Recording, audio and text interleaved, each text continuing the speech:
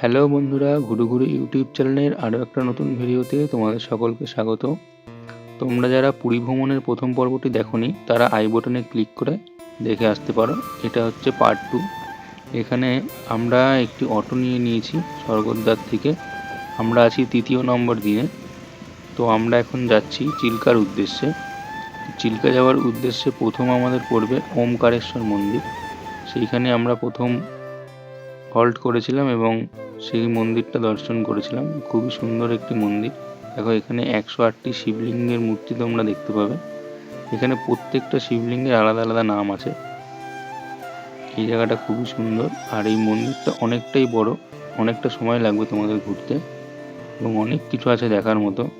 রাধাকৃষ্ণ দোল খাচ্ছে, তোমরা সব কিছুই দেখতে পারবে। দেখো, এই যে তোমাদের বলছিলাম, রাধাকৃষ্ণ যে দোল খাচ্ছে, খুবই সুন্দর লাগছিল এই রাধাকৃষ্ণটিকে দেখতে। এরপরে তোমরা এখান থেকে এর পাশে দেখতে পাবে নারায়ণ শুয়ে আছে। দেখতে থাকো, খুবই সুন্দর দেখতে লাগছিল এই জায়গাটা। আসলে এই জায়গাটা নতুন করা হয়েছে এবং খুবই রংচঙে, দারুণ লাগছিল দেখতে। তোমরা পুরী আসলে এই মন্দিরটা অবশ্যই একবার ঘুরে দেখবে। মানে দারুণ, খুবই সুন্দর, খুবই সুন্দর, বলে বোঝানো যাবে না। তোমরা আসলে দেখলে তবেই বুঝতে পারবে। দেখো, এখানে নানা রকমের রঙিন মাছ। তাছাড়া এখানে একটা পাখির ঘরও আছে, যেখানে নানা রকমের পাখি রয়েছে। ভিডিওতে দেখতে থাকো, দেখতে পাবে।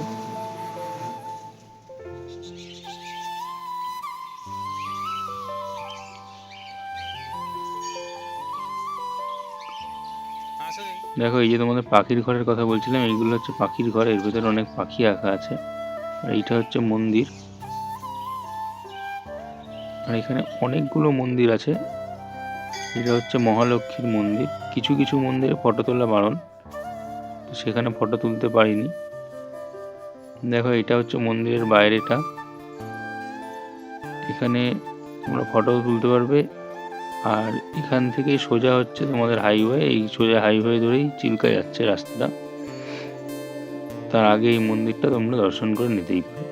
আর তোমাদের একটা কথা বলে রাখি, তোমরা যারা চিল্কা ভ্রমণের উদ্দেশ্যে আসছো তারা, আমরা তো অটো নিয়ে ঘুরেছিলাম, দুজন ছিলাম, কিন্তু তোমরা চেষ্টা করবে ওটিডিসির যে বাস আছে সেই বাসের সঙ্গে কন্ট্যাক্ট করে সেইভাবে যাওয়ার। কারণ তোমরা যদি খুব কম সংখ্যক লোকজন আসো, 2জন বা 4জন, তাহলে কিন্তু তোমাদের একটা বোট পুরো ভাড়া নিতে হবে।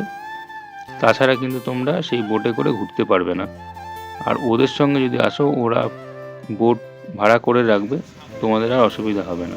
দেখো, আমরা সেখান থেকে বেরিয়ে পড়েছি মন্দির থেকে চিল্কার উদ্দেশ্যে। আমরা চিল্কা পৌঁছে গেছিলাম।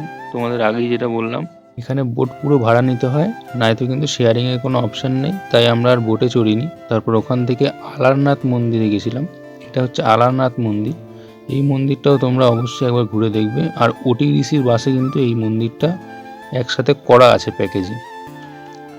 তো তারপরে আমরা বিকালবেলায় বেরিয়েছিলাম। এটা হচ্ছে বুদ্ধিস্ট প্যাগোডা একটা। এটা পুলিশ স্টেশনের কাছেই অবস্থিত। এটাও তোমরা একবার ঘুরে দেখে নিতে পারো। এখানে আসলে তোমরা পাথরের তৈরি নানা রকমের মূর্তি দেখতে পারবে। বেশিরভাগটাই বুদ্ধদেবের মূর্তি, কিন্তু সমস্তটাই হাতে তৈরি। আর খুবই সুন্দরভাবে মূর্তিগুলো তৈরি করা হয়েছে। তোমরা যদি চাও একবার এই মন্দিরটা ঘুরে দেখতেই পারো। আর এছাড়াও বুদ্ধদেবের সম্পর্কে অনেক কিছু জানতে পারবে। মন্দিরের ওপরের দিকে উঠে গেলে ওখানে ফটো অ্যালাউ করা নেই, তাই জন্য আর ফটো তুলতে পারিনি। তারপরে সেই বুদ্ধিস্ট প্যাগোডা দেখে আমরা চলে এসেছিলাম আবার যথারীতি সি বিচের মার্কেটে। তোমাদের আগেও বলেছি, আমরা প্রতিদিনই মার্কেটে আসতাম এবং ঘুরে দেখতাম এবং নানা রকমের খাবার ট্রাই করতাম। তাছাড়াও মার্কেটটা পুরোপুরিভাবে ঘুরে দেখতাম। এখানে তোমরা নানা রকমের জামা কাপড়ের দোকানও পেয়ে যাবে, যে সমস্ত গেঞ্জি, টি শার্ট, তাছাড়া চাদর, প্রচুর রকমের আইটেম পাবে। সেগুলো তোমরা একবার ঘুরে দেখতে পারো। যত ঘুরবে ভালোই লাগবে এইখানটা। তো এইভাবেই আমাদের সেই দিনটা সমাপ্ত হয়েছিল। তার পরের দিন আমরা আবার ভোরবেলায় চলে গেছিলাম সানরাইজ দেখতে। আমরা যখনই যেতাম এই স্বর্গদ্বারের ওপর দিয়ে যেতাম। তো সেই দিন যেহেতু আমরা অনেক সকালে গেছিলাম, তাই স্বর্গদ্বারের লাইটগুলো জ্বলছিল এবং সেখানকার কিছু ভিডিও ফুটেজও তোমাদের সঙ্গে শেয়ার করলাম। দেখো এখান দিয়ে সোজা গেলেই তোমরা সি বিচে চলে যেতে পারবে। আর আমাদের রুমটা ছিল ঠিক স্বর্গদ্বারের পেছনেই, দিগন্ত লেন বলে ওইখানেই। তো ওখান থেকে আমরা সোজা এই স্বর্গদ্বারের উপর দিয়ে চলে যেতাম, গেলেই সি বিচে আমরা পৌঁছে যেতাম। দেখো সেই দিনও আমরা সকালবেলাটা খুব সুন্দরভাবে কাটিয়েছিলাম সানরাইজ দেখে।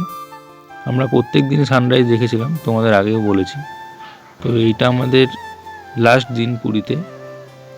তো একটু মন খারাপ ছিল, তাও সমস্ত মন খারাপকে পেছনে ফেলে সেই দিনটাকেও আমরা অনেক আনন্দ করে কাটিয়েছিলাম সমুদ্রের পাড়ে। সমুদ্রে আসলে মন খারাপ আর থাকে না, তোমরা সেটা খুব ভালো করে জানো। তোমরাও যারা আসবে তখন তোমরাও বুঝতে পারবে। দেখো আমার তোলা মোবাইলের কিছু ছবি দিলাম, যদিও আমার মোবাইল অত ভালো নয়, তাও চেষ্টা করেছিলাম কয়েকটা ফটো তোলার। আমি ক্যামেরাম্যান নই যদিও।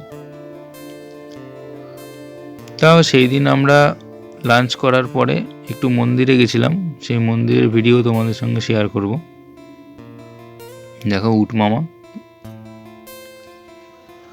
দেখো আমরা বিকালের দিকে মন্দিরে গেছিলাম। আমরা প্রথম দিনও মন্দিরে গেছিলাম, তোমাদের বলেছিলাম, কিন্তু সেই ভিডিওটা তোলা হয়নি। কিন্তু এখন যখন মন্দিরে এসেছিলাম এই ভিডিওটা ক্যাপচার করেছিলাম। মন্দিরের ভেতরে বীভৎস ভিড়। আমি মন্দিরের ভেতরে গেছিলাম, মন্দিরের ভেতরে তো ফটো অ্যালাউ নেই, বাইরে থেকেই তুলতে পারবে। এবং এখানে তোমরা দেখো, এখানে তোমরা সবাই মিলে বসে থাকতে পারবে। এখানে অনেকেই ফটো তুলছিল। এখানে ফটো তোলা কোনো বারণ নেই, কিন্তু মোবাইল নিয়ে মন্দিরের ভেতরে প্রবেশ নিষেধ। মন্দিরের ভেতরে কোনো রকম ফটো তুলতে পারবে না। আমরা অনেকটা সময় মন্দিরে কাটিয়েছিলাম, মন্দিরের ভেতরে দর্শনও করেছিলাম। তারপরে যেহেতু আমাদের ট্রেন ছিল, তাই আমরা একটু তাড়াতাড়ি করে কিছু মিষ্টি এবং গজা কিনে আবার আমরা রুমে ফিরে এসেছিলাম।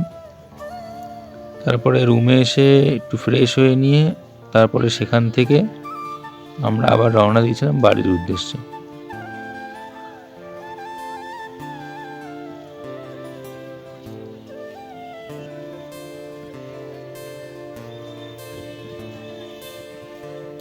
আর তোমরা যারা মন্দিরে আসবে অবশ্যই একটু বিকাল বিকাল আসবে, খুব সুন্দর লাগবে এই জায়গাটা দেখতে।